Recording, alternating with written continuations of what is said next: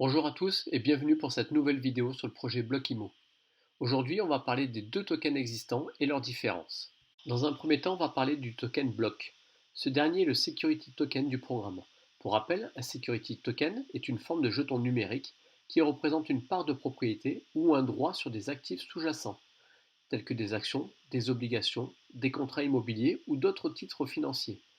Contrairement aux utility tokens, qui sont principalement utilisés pour accéder à des services ou des fonctionnalités, les security tokens sont conçus pour représenter une valeur financière et sont régis par des réglementations plus strictes.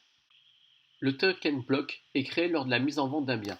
Par exemple, dans 10 jours, un token block sera créé pour le bien qui a été appelé Genesis Block. Chaque token aura une valeur de 50 € pièce. Il sera représentatif d'une part du bien commercialisé. Ce token permettra par la suite de toucher ses loyers. Les loyers seront distribués chaque semaine sur notre compte. Ils pourront être distribués en euros, en Elrond ou en BKT. Dans un avenir proche, nous pourrons aussi collatéraliser le token block sur différents protocoles. Ceci permettra de dégager un prêt pour pouvoir réinvestir de nouveau. Cela se fera soit lors d'une création d'un bien commercialisé, soit sur le marché secondaire. Une marketplace interne sera prévue aussi bientôt. Le deuxième token du projet est le BKT. Ce dernier est plus interne, c'est ce qu'on appelle un utility token. Pour rappel, un utility token est une forme de crypto-monnaie qui a été mise dans le but de fournir un accès ou d'offrir des services au sein d'un écosystème numérique spécifique.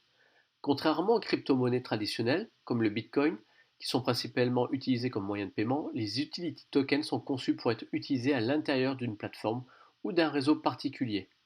Ce token BKT permettra par exemple d'avoir accès au club deal. Il pourra aussi donner une priorité aux détenteurs pour être whitelisté sur les nouveaux programmes IMO. Ce token, il est en adéquation complète avec le monde de la crypto-monnaie. On pourra faire du staking, recevoir des airdrops et bien d'autres choses. Pour acheter du BKT, il faudra dans un premier temps passer par des NFT. Ce dernier permettra d'être whitelisté lors des 2 premiers rounds de la vente publique. On pourra grâce à ce NFT acheter des BKT. Le Gold NFT sera pour la première public sale. Il permettra de toucher le BKT à une valeur d'environ 15 centimes d'euros. Le Silver NFT sera pour la deuxième public sale. Il permettra de toucher le BKT à une valeur de 30 centimes d'euros. Enfin, lors du round 3, tout le monde pourra acheter librement du BKT sans NFT, mais il aura une valeur de 45 centimes d'euros.